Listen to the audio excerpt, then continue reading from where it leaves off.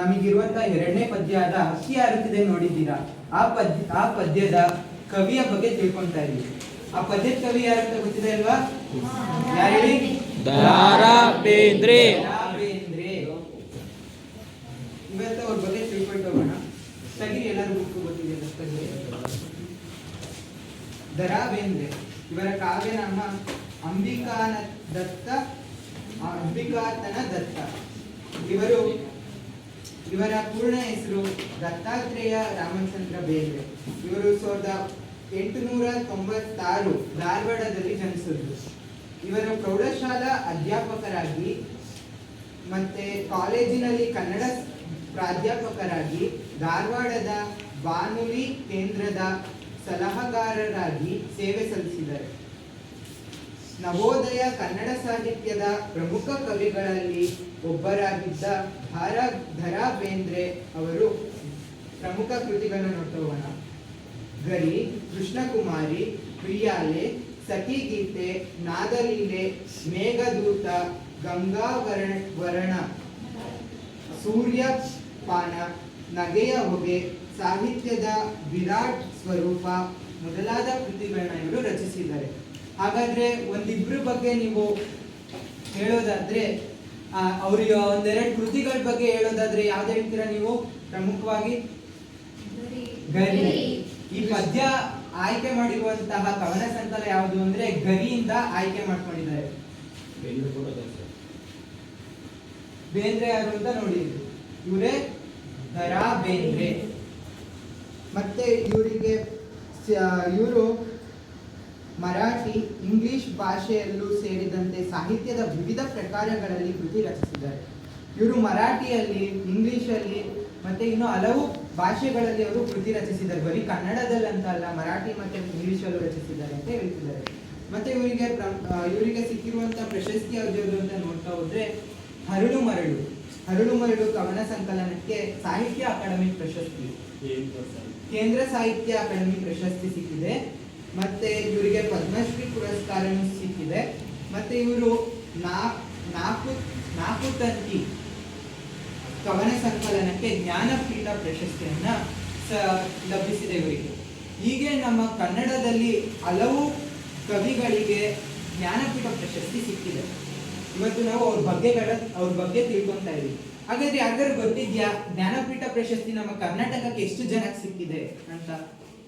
ಯಾರಿಗಾರು ಗೊತ್ತಿದ್ರೆ ಹೇಳಿ. ಎಷ್ಟು ಜನಕ್ಕೆ? 8 ಜನ. ಅವ್ರು ಯಾರು ಅಂತ ಒಂದಿಬ್ರು ಹೆಸರು ಹೇಳ್ತೀರಾ? ಬರೀ ಇಬ್ರು. ಎದ್ದು ನಿಂತ್ಕೊಂಡು ಹೇಳ್ಬೇಕಾದ್ರೆ ಹೇಳಿ, ಎದ್ದು ಹೇಳಿ. ಇವಾಗ ತಾನೇ ಹೇಳಿದ್ನಲ್ಲ, ಇವಾಗ ಯಾರ ಬಗ್ಗೆ ಎಕ್ಸ್ಪ್ಲೈನ್ ಮಾಡಿದೆ? ದ.ರಾ. ಬೇಂದ್ರೆ ಮತ್ತೆ ಇಬ್ರು ಗೊತ್ತಾಯ್ತಲ್ವಾ? ಅದೇ ರೀತಿ 8 ಜನ ಇದ್ದಾರೆ. ಅವರಿಬ್ರು ಸೇರಿದಂತೆ ಇನ್ನೂ 6 ಜನ ಇದ್ದಾರೆ. ಅವ್ರ ಬಗ್ಗೆ ಇವತ್ತು ತಿಳ್ಕೊಳ್ತಾ ಹೋಗೋಣ. ಹಾಗಾದ್ರೆ ಫಸ್ಟ್ ಇವಾಗ ತಿಳ್ಕೊಳ್ಳೋದಾದ್ರೆ ಕುವೆಂಪು. ನೀವ್ ಹೇಳಿದಂತ ಹೆಸರು ಮೊದಲು ಸಿಕ್ಕಿದ್ದು ಕುವೆಂಪು ಅವರಿಗೆ. ಗೊತ್ತಿದೆಯಲ್ಲ ಯಾರು ಕುವೆಂಪು ಅಂತ? ಇವರ ಚಿತ್ರ ನೋಡಿ, ಕುವೆಂಪು ಇವರ ಇವರ ಪೂರ್ಣ ಹೆಸರು ಕುಪ್ಪಳ್ಳಿ ವೆಂಕಟಪ್ಪ ಪುಟ್ಟಪ್ಪ. ಇವ್ರ ಕಾವ್ಯ ಹೆಸರು ಕುವೆಂಪು ಅಂತ, ಆದ್ರೆ ಅವ್ರ ಪೂರ್ಣ ಹೆಸರೇನು? ಕುಪ್ಪಳ್ಳಿ ವೆಂಕಟಪ್ಪ ಪುಟ್ಟಪ್ಪ. ಇವರು 1904 ಡಿಸೆಂಬರ್ 9ರಲ್ಲಿ ಕುಪ್ಪಳ್ಳಿ ಎಂಬ ಸ್ಥಳ, ಶಿವಮೊಗ್ಗ ಜಿಲ್ಲೆ ಇರುವಂತಹ ತೀರ್ಥಹಳ್ಳಿ ತಾಲೂಕಿನ ಕುಪ್ಪಳ್ಳಿ ಎಂಬ ಸ್ಥಳದಲ್ಲಿ ಜನಿಸ್ತಾರೆ. ಇವರ ತಂದೆ ಹೆಸರು ವೆಂಕಟಪ್ಪ, ಇವರ ಅಮ್ಮನ ಹೆಸರು ಸೀತಮ್ಮ. ಇವರು ಮಹಾರಾಜ ಕಾಲೇಜಿನ ಪ್ರಾಚಾರ್ಯರಾಗಿ, ನಂತರ ಮೈಸೂರಿನ ವಿಶ್ವವಿದ್ಯಾನಿಲಯದ ಕುಲಪತಿಗಳಾಗಿ ಸೇವೆ ಸಲ್ಲಿಸಿದ್ದಾರೆ. ಇವರ ಶಿಕ್ಷಣ ಬಗ್ಗೆ ತಿಳ್ಕೊಳ್ಳೋದಾದ್ರೆ, ಇವರು ಕನ್ನಡದಲ್ಲಿ MA ಮಾಡಿದ್ದಾರೆ. ಮತ್ತೆ ಇವರಿಗೆ ಸಿಕ್ಕಿರುವಂತಹ ಇವರ ಪ್ರಸಿದ್ಧ ಕವನ ಸಂಕಲನಗಳ ಬಗ್ಗೆ ತಿಳ್ಕೊಳ್ಳೋದಾದ್ರೆ, ಕೊಳಲು, ಪಂಚಜನ್ಯ, ನವಿಲು, ಕಲಾಸುಂದರಿ, ಪಕ್ಷಿಕಾಶಿ, ಪ್ರೇಮ ಕಾಶ್ಮೀರ, ಇನ್ನು ಮುಂತಾದ ಕವನ ಸಂಕಲನಗಳನ್ನ ಇವರು ರಚಿಸಿದ್ದಾರೆ. ಹಾಗೆ ಪ್ರಸಿದ್ಧ ಖಂಡಕಾವ್ಯವಾದಂತಹ ಚಿತ್ರಾಂಗದ ಮತ್ತೆ ಇವರು ಶ್ರೇಷ್ಠ ನಾಟಕಗಳು ಯಾವುದು ಅಂತ ಬರ್ತಿರೋದು ಜಲಾಗಾರ, ಬೆರಳ್ ಕೋರ್, ರಾಕ್ತಕ್ಷಿ ಮತ್ತು ಸ್ಮಶಾನ ಕುರುಕ್ಷೇತ್ರ. ಇನ್ನು ಮುಂತಾದ ಶ್ರೇಷ್ಠ ನಾಟಕಗಳನ್ನ ಅವರು ಬರೆದಿದ್ದಾರೆ. ಮತ್ತೆ ಇವರ ಪ್ರಮುಖ ಮಕ್ಕಳ ಸಾಹಿತ್ಯಗಳು ಬರೆದಿರೋದು ಯಾವುದು ಅಂದ್ರೆ ಬೊಮ್ಮನಹಳ್ಳಿಯ ಕಿಂದರಿ ಜೋಗಿ, ನನ್ನ ಗೋಪಾಲ, ಮರಿ ವಿಜ್ಞಾನಿ, ಮೇಘಪುರ ಮತ್ತೆ ಇನ್ನು ಮುಂತಾದ ಬರೆದಿದ್ದಾರೆ. ಮತ್ತೆ ಪ್ರಮುಖ ಬೃಹತ್ ಕಾದಂಬರಿಗಳು ಯಾವ್ಯಾವುದು ಅಂದ್ರೆ ಕಾನೂರು ಸುಬ್ಬಮ್ಮ ಹೆಗ್ಗೆಡತಿ, ಮಲೆಗಳಲ್ಲಿ ಮಧುಮಗಳು. ಇವರ ವಿಮರ್ಶೆ ಕೃತಿಗಳು ಯಾವ್ಯಾವುದು ಅಂದ್ರೆ ಕಾವ್ಯ ವಿವಾಹ, ತಪೋನಂತನ, ದ್ರೌಪದಿಯ ಶ್ರೀ ಮುಡಿ, ವಿಭೂತಿ ಪೂಜೆ. ಮತ್ತೆ ಇವರ ಶ್ರೇಷ್ಠ ಕೃತಿ ಶ್ರೀ ರಾಮಾಯಣ ದರ್ಶನ. ಇವರ ಶ್ರೇಷ್ಠ ಪ್ರಶಸ್ತಿ ಯಾವುದಂದ್ರೆ ಇವರಿಗೆ ಲಭಿಸಿರೋದು ನಾವು ತಿಳ್ಕೊಳ್ತಾ ಇರುವಂತಹ ಜ್ಞಾನಪೀಠ ಪ್ರಶಸ್ತಿ. ಇವರಿಗೆ ಲಭಿಸುವಂತ ಶ್ರೇಷ್ಠ ಪ್ರಶಸ್ತಿ ಯಾವುದು? ಜ್ಞಾನಪೀಠ ಪ್ರಶಸ್ತಿ. ಇವರು 1928ರಲ್ಲಿ ಬೆಂಗಳೂರಿನಲ್ಲಿ ನಡೆದಂತಹ ವಿದ್ಯಾರ್ಥಿ ಕವಿ ಸಮ್ಮೇಳನದ ಅಧ್ಯಕ್ಷತೆಯನ್ನು ವಹಿಸಿಕೊಂಡಿದ್ರು. ಮತ್ತೆ 1923ರಲ್ಲಿ ಹುಬ್ಬಳ್ಳಿಯಲ್ಲಿ ನಡೆದಂತಹ ಕನ್ನಡ ಸಾಹಿತ್ಯ ಸಮ್ಮೇಳನದಲ್ಲಿ ಕವಿ ಸಮ್ಮೇಳನದ ಅಧ್ಯಕ್ಷತೆಯನ್ನ, ಮತ್ತೆ 1957ರಲ್ಲಿ ಧಾರವಾಡದಲ್ಲಿ ನಡೆದ ಕನ್ನಡ ಸಾಹಿತ್ಯ ಸಮ್ಮೇಳನದ ಅಧ್ಯಕ್ಷತೆಯನ್ನ ವಹಿಸಿಕೊಂಡಿದ್ರು. ಮತ್ತೆ ಇವರ ಪ್ರಮುಖ ಪ್ರಶಸ್ತಿ ತಿಳ್ಕೊಳ್ಳೋದಾದ್ರೆ 1955ರಲ್ಲಿ ಅವರಿಗೆ ರಾಷ್ಟ್ರೀಯ ಸಾಹಿತ್ಯ ಅಕಾಡೆಮಿ ಪ್ರಶಸ್ತಿ ಸಿಕ್ತು.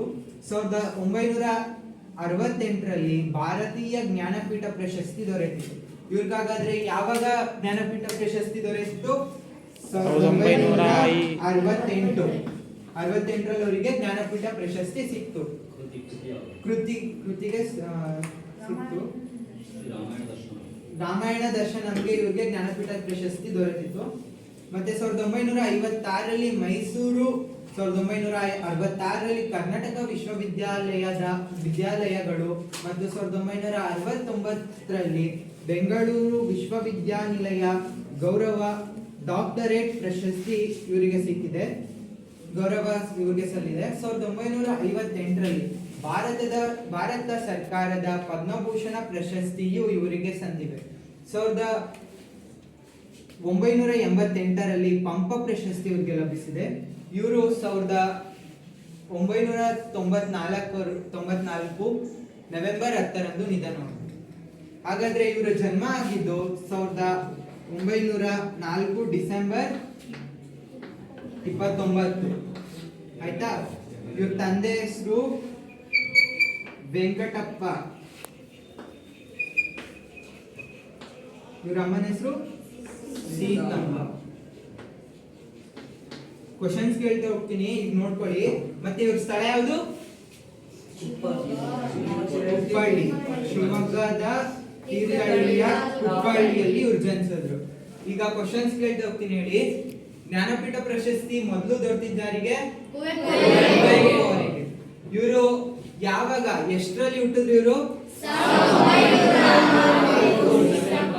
1904 ಡಿಸೆಂಬರ್ 29. ಇವ್ರ ತಂದೆ ಹೆಸರು, ಇವ್ರ ತಾಯಿ ಹೆಸರು ಸೀತಮ್ಮ. ಹಾಗಾದ್ರೆ ಅವರಿಗೆ ಯಾವ ಕೃತಿಗೆ ಜ್ಞಾನಪೀಠ ಪ್ರಶಸ್ತಿ ಸಿಕ್ಕಿತು? ಶ್ರೀ ರಾಮಾಯಣ ದರ್ಶನ. ಅವರಿಗೆ ಯಾವಾಗ ಸಿಕ್ಕಿತು ಜ್ಞಾನಪೀಠ ಪ್ರಶಸ್ತಿ? 1968ರಲ್ಲಿ. ಹಾಗಾದ್ರೆ ಇವ್ರ ಬಗ್ಗೆ ತಿಳ್ಕೊಂಡ್ವಿ. ನೆಕ್ಸ್ಟ್ ಈಗ ತಾನೇ ಓದಿದಂತಹ ದರಾ ಬೇಂದ್ರೆ ಅವರಿಗೆ 2ನೇ ಇದ್ರಲ್ಲಿ ಅವ್ರಿಗೆ ಸಿಕ್ತು ಜ್ಞಾನಪೀಠ ಪ್ರಶಸ್ತಿ, ಸೆಕೆಂಡ್. ಅವ್ರ ಬಗ್ಗೆ ತಿಳ್ಕೊಳ್ತಾ ಹೋಗೋಣ.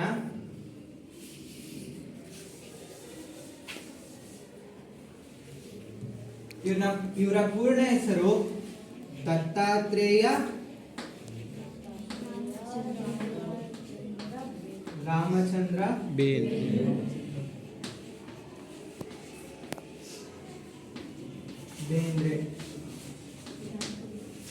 ಇವರು 1896ರಲ್ಲಿ ಜನವರಿ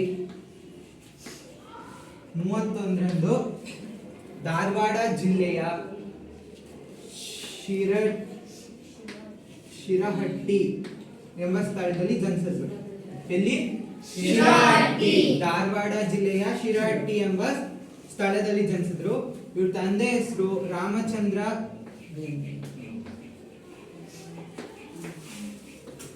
ಭಟ್ಟ.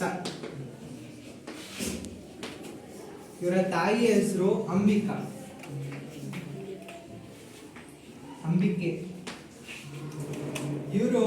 ಇವರ ಪತ್ನಿ ಹೆಸರು ಲಕ್ಷ್ಮೀಬಾಯಿ.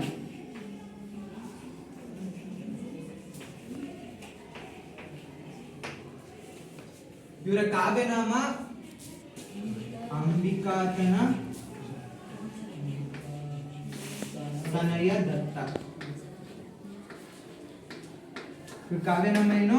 ಅಂಬಿಕಾತನಯ ದತ್ತ. ಇವರ ಶಿಕ್ಷಣ ಬಗ್ಗೆ ತಿಳ್ಕೊಳ್ಳೋದಾದ್ರೆ MA ಮಾಡಿದ್ದಾರೆ. ಇವರ ವೃತ್ತಿ ಅಧ್ಯಾಪಕ, ಪತ್ರಿಕಾ ಸಂಪಾದಕತ್ವ. ಇವರು ದೇಶಭಕ್ತರು, ಸ್ವಾತಂತ್ರ್ಯ ಚಳುವಳಿಯಲ್ಲಿ ಭಾಗವಹಿಸಿ ಸೆರೆವಾಸ ಅನುಭವಿಸಿದ್ದಾರೆ. ಇವರು ಸ್ವಾತಂತ್ರ್ಯ ಚಳುವಳಿಯಲ್ಲೂ ಭಾಗವಹಿಸಿದ್ರಂತೆ. ಅದರಿಂದ ಅವರು ಜೈಲುವಾಸವನ್ನ ಅನುಭವಿಸಿದ್ರಂತೆ. ಹಾಗೆ ನೋಡ್ತಾ ಹೋಗೋದಾದ್ರೆ ಇವರು ಪ್ರಸಿದ್ಧ ಕೃತಿಗಳು ನಾದಲೀಲೆ, ನಾಕುತಂತಿ, ಅರಳು ಮರಳು, ಗರಿ, ಕೃಷ್ಣಕುಮಾರಿ, ಸಾಯೋಹಾಟ. ಮರಾಠಿ ಕೃತಿಗಳು ಯಾವ್ಯಾವುದು ಅಂದ್ರೆ, ಅವಾಗಲೇ ಹೇಳಿದ್ನಲ್ಲ ಮರಾಠಿಯಲ್ಲೂ ಬರೆದಿದ್ದಾರೆ, ಇಂಗ್ಲಿಷಲ್ಲೂ ಬರೆದಿದ್ದಾರೆ ಅಂತ. ಮರಾಠಿ ಕೃತಿಗಳು ಯಾವ್ಯಾವುದು ಅಂದ್ರೆ ಸಂವಾದ, ವಿಠಲ ಸಂಪ್ರದಾಯ, ಶಾಂತಲ. ಕವಿತೆಗಳು ಯಾವ್ಯಾವುದು ಅಂದ್ರೆ ಬೆಳಗು, ರಾಗರತಿ, ಶ್ರವಣ, ಇನ್ನು ಮುಂತಾದ ಕೃತಿಗಳನ್ನ ಇವರು ರಚಿಸಿದ್ದಾರೆ. ಹೀಗೆ ನಾವು ನೋಡ್ತಾ ಹೋದ್ರೆ ಇವ್ರಿಗೆ ಸಂಧಿಸಿರುವಂತಹ ಪ್ರಶಸ್ತಿಗಳು ಯಾವ್ಯಾವುದು ಅಂದ್ರೆ 1959ರಲ್ಲಿ ಇವರಿಗೆ ಹರಳು ಮರಳು ಕೃತಿಗೆ ಕೇಂದ್ರ ಅಕಾಡೆಮಿ ಪ್ರಶಸ್ತಿ ಸಿಕ್ಕಿದೆ. ಮೈಸೂರು ಮತ್ತು ಕರ್ನಾಟಕ ವಿಶ್ವವಿದ್ಯಾಲಯಗಳ ಗೌರವ ಡಾಕ್ಟರೇಟ್ ದೊರೆತಿದೆ. 1973ರಲ್ಲಿ ಸಾಹಿತ್ಯ ಅತ್ಯುತ್ತಮ ಪ್ರಶಸ್ತಿ ಸಿಕ್ಕಿದೆ.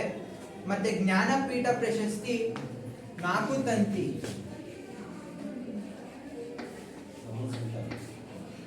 ನಾಕುತಂತಿ ಕವನ ಸಂಕಲನಕ್ಕೆ ಜ್ಞಾನಪೀಠ ಪ್ರಶಸ್ತಿ ಲಭಿಸಿದೆ. ಭಾರತ ಸರ್ಕಾರದ ಪದ್ಮಶ್ರೀ ಪುರಸ್ಕಾರ ದೊರೆತಿದೆ. ಮತ್ತೆ ಇವ್ರಿಗೆ ಹೀಗೆ ಅನೇಕ ಪ್ರಶಸ್ತಿಗಳು ಸಿಕ್ಕಿದೆ. ಮತ್ತೆ ಇವರು 1943ರಲ್ಲಿ ಶಿವಮೊಗ್ಗದಲ್ಲಿ ನಡೆದಂತಹ ಅಖಿಲ ಭಾರತ ಕನ್ನಡ ಸಾಹಿತ್ಯ ಸಮ್ಮೇಳನದಲ್ಲಿ ಅಧ್ಯಕ್ಷರಾಗಿದ್ದರು. ಇವರು 26/10/1981ರಲ್ಲಿ ನಿಧನವಾದರು. ಹಾಗಾದ್ರೆ ಇವಾಗ ಕ್ವಶನ್ಸ್ ಕೇಳ್ತಾ ಹೋಗ್ತೀನಿ, ಹೇಳಿ. ಇವ್ರ ಪೂರ್ಣ ಹೆಸರೇನು? ಇವರಿಗೆ ಜ್ಞಾನಪೀಠ ಪ್ರಶಸ್ತಿ ಯಾವ ಕೃತಿಯಿಂದ ಸಿಕ್ತು? ಯಾವ ಕೃತಿಯ ಮೂಲಕ? ನಾಕುತಂತಿ ಕವನ ಸಂಕಲನ. ಮತ್ತೆ ಇವರು ಯಾವಾಗ ಜನಿಸಿದ್ರು? 1896 ಜನವರಿ 31. ಈಗ ನಾವು 2ನೇಯವರ ತಿಳ್ಕೊಂಡ್ವಿ. ಇವಾಗ ಮತ್ತೆ 8 ಜನ ಇದಾರಲ್ಲ, ಅವ್ರು 3ನೇಯವರು. ಅವರಲ್ಲಿ ಶಿವರಾಮ ಕಾರಂತರು ಬಗ್ಗೆ ತಿಳ್ಕೊಳ್ಳೋಣ.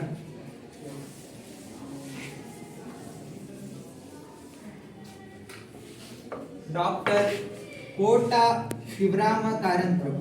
ಇವರು 10/10/1902 ದಕ್ಷಿಣ ಕನ್ನಡ ಜಿಲ್ಲೆಯ ಕೋಟ ಎಂಬಲ್ಲಿ ಜನಿಸಿದ್ರು. ಇವರ ತಂದೆ ಹೆಸರು ಕಾರಂತ. ಇವರ ತಾಯಿ ಹೆಸರು ಲಕ್ಷ್ಮಮ್ಮ.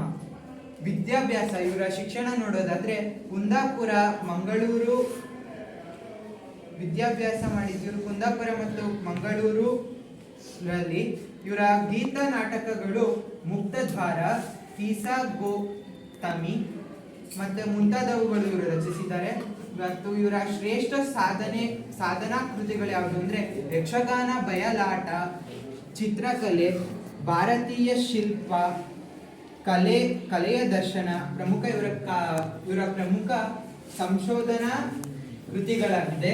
ಮತ್ತೆ ಇವ್ರಿಗೆ ಸಲ್ಲಿಸಿರುವಂತಹ ಪುರಸ್ಕಾರಗಳನ್ನು ನೋಡ್ತಾ ಹೋದ್ರೆ ನಾವು 1963ರಲ್ಲಿ ಕರ್ನಾಟಕ ಮೈಸೂರು ವಿಶ್ವವಿದ್ಯಾಲಯಗಳ ಗೌರವ ಡಾಕ್ಟರೇಟ್ ಗೌರವ ಇವರಿಗೆ ಸಲ್ಲಿಸಿದೆ. 1977ರಲ್ಲಿ ಮೂಕಜ್ಜಿಯ ಕನಸುಗಳು ಕಾದಂಬರಿಗೆ ಜ್ಞಾನಪೀಠ ಪ್ರಶಸ್ತಿ ಲಭಿಸಿದೆ. ಯಾವುದಕ್ಕೆ? ಮೂಕಜ್ಜಿಯ ಕನಸುಗಳು.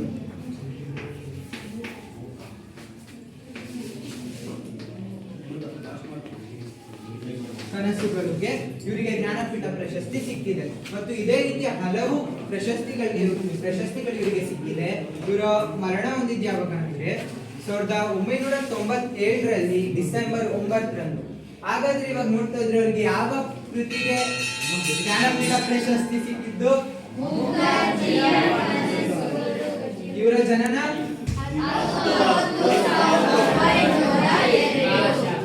ಇವಾಗ ಮೂರು ಕವಿಗಳ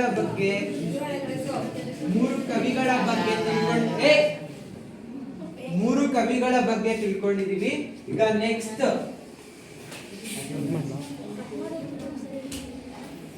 ಮಾಸ್ತಿ ವೆಂಕಟೇಶ್ ಅಯ್ಯಂಗರ್.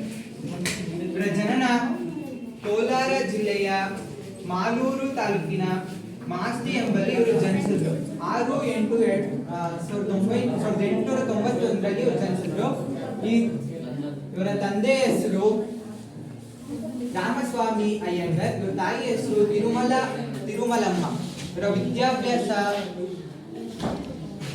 ಯಳಂದೂರಿನಲ್ಲಿ ನಡೆಯಿತು. ಇವರ ಕಾವ್ಯನಾಮ ಶ್ರೀನಿವಾಸ. ಇವ್ರು ಬರೆದಿರುವಂತ ಕಾದಂಬರಿ ತಿಳ್ಕೊಳ್ಳೋದಾದ್ರೆ ಚೆನ್ನ ಬಸವ ನಾಯಕ ಮತ್ತೆ ಚಿಕ್ಕವೀರ ರಾಜೇಂದ್ರ ಇವರ ಕಾದಂಬರಿಗಳು ಮತ್ತೆ ಹಲವು ಇದ್ದಾವೆ.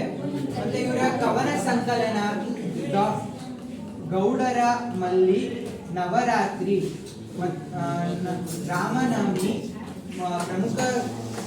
ಪ್ರಮುಖ ಕವನ ಸಂಕಲನಗಳನ್ನ ಇವರು ರಚಿಸಿದ್ದಾರೆ. ಇವರಿಗೆ ಸಿಕ್ಕಿರುವಂತಹ ಪ್ರಶಸ್ತಿಗಳನ್ನ ನೋಡ್ತಾ ಹೋದ್ರೆ 1977ರಲ್ಲಿ ಮೈಸೂರು ವಿಶ್ವವಿದ್ಯಾನಿಲಯ ಗೌರವ ಡಾಕ್ಟರೇಟ್ ಪ್ರಶಸ್ತಿ ಇವರಿಗೆ ಸಲ್ಲಿಸಿದೆ. 1979ರಲ್ಲಿ ಕರ್ನಾಟಕ ರಾಜ್ಯ ಸಾಹಿತ್ಯ ಅಕಾಡೆಮಿ ಪ್ರಶಸ್ತಿ ಲಭಿಸಿದೆ. ಮತ್ತೆ ಚಿಕ್ಕ ವೀರ ರಾಜೇಂದ್ರ ಕಾದಂಬರಿಗೆ ಜ್ಞಾನಪೀಠ ಪ್ರಶಸ್ತಿ ಸಿಕ್ಕಿದೆ. ಯಾವುದಕ್ಕೆ? ಚಿಕ್ಕ ವೀರ ರಾಜೇಂದ್ರ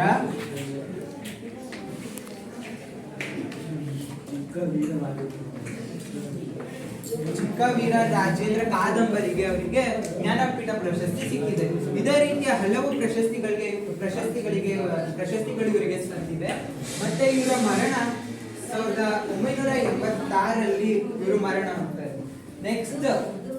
ನೆಕ್ಸ್ಟ್ ನಾವು ಉಳಿದಿರುವಂತಹ 4 ಕವಿಗಳ ಬಗ್ಗೆ ತಿಳಿಸೋಕೆ ಸಂಜಯ್ ಬರ್ತಾರೆ.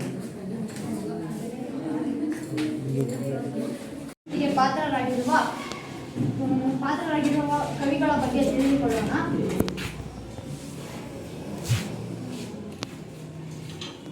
ಇವ್ರ ಫೋಟೋ ನೋಡ್ರಿ, ಇವರ ಭಾವಚಿತ್ರ ನೋಡ್ರಿ. ಡಾಕ್ಟರ್ ವಿನಾಯಕ ಕೃಷ್ಣ ಗೋಕಾಕ್. ಇವರ ಪೂರ್ಣ ಹೆಸರು ಡಾಕ್ಟರ್ ವಿನಾಯಕ ಕೃಷ್ಣ ಗೋಕಾಕ್.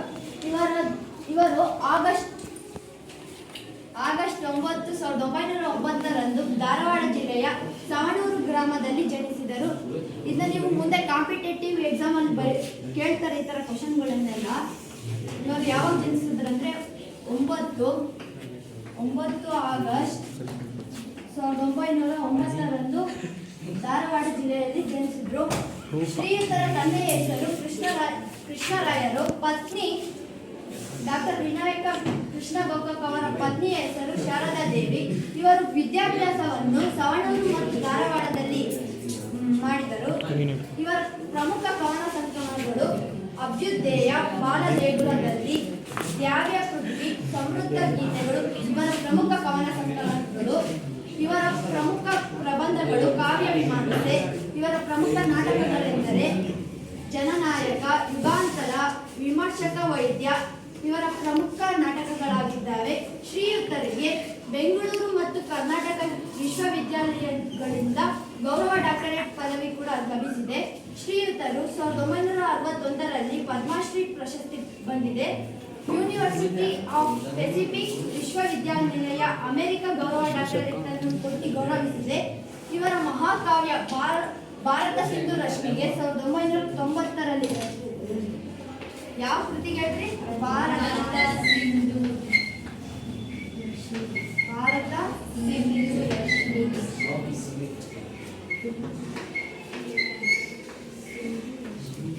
ರಶ್ಮಿಗೆ 1990ರಲ್ಲಿ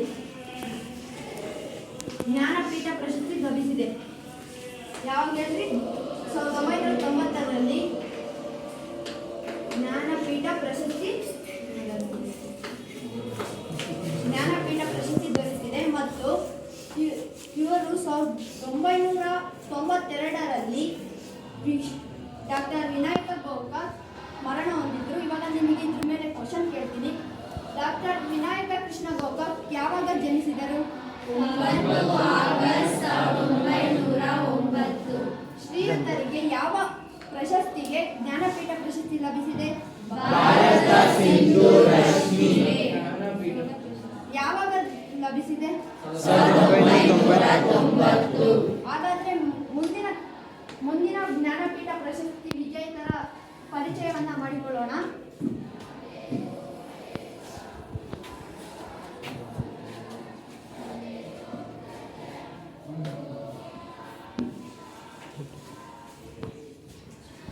ಇವರು ಭಾವಚಿತ್ರ ನೋಡಿ. Padma Bhushan doctor UR Ananthamurthy.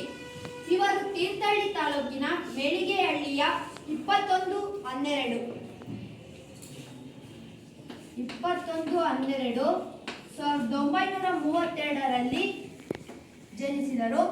ಇವರ ತಂದೆಯ ಹೆಸರು ರಾಜಗೋಪಾಲಾಚಾರಿ, ತಾಯಿ ಸತ್ಯಭಾಮ. ಇವರು ಕೊಣಂದೂರು, ತೀರ್ಥಹಳ್ಳಿ ಮತ್ತು ಮೈಸೂರಿನಲ್ಲಿ ಇವರ ವಿದ್ಯಾಭ್ಯಾಸವನ್ನು ಮಾಡಿದರು. ಇವರು ಮೈಸೂರು ವಿಶ್ವವಿದ್ಯಾಲಯದಲ್ಲಿ ಇಂಗ್ಲಿಷ್ ಪ್ರಾಧ್ಯಾಪಕರಾಗಿ, ನ್ಯಾಷನಲ್ ಬುಕ್ ಟ್ರಸ್ಟ್ನ ಅಧ್ಯಕ್ಷರಾಗಿ, ಕೇಂದ್ರ ಸಾಹಿತ್ಯ ಅಕಾಡೆಮಿ ಅಧ್ಯಕ್ಷರಾಗಿ ಸೇವೆ ಸಲ್ಲಿಸಿದ್ದಾರೆ. ಇವರ ಪ್ರಮುಖ ಕಾದಂಬರಿಗಳು ಸಂಸ್ಕಾರ, ಭಾರತೀಪುರ, ಅವಸ್ಥೆ ಹಾಗೂ ಭವ.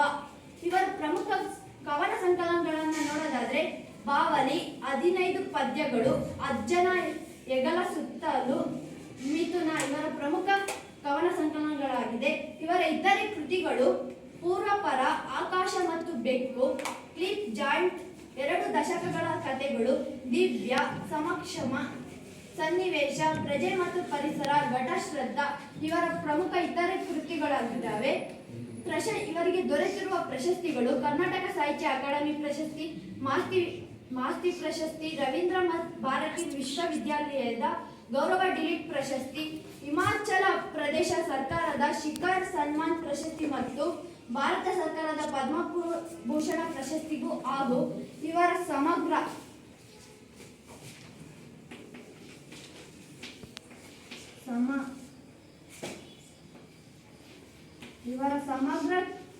ಕೃತಿಗಳಿಗೆ, ಸಮಗ್ರ ಸಾಹಿತ್ಯಕ್ಕೆ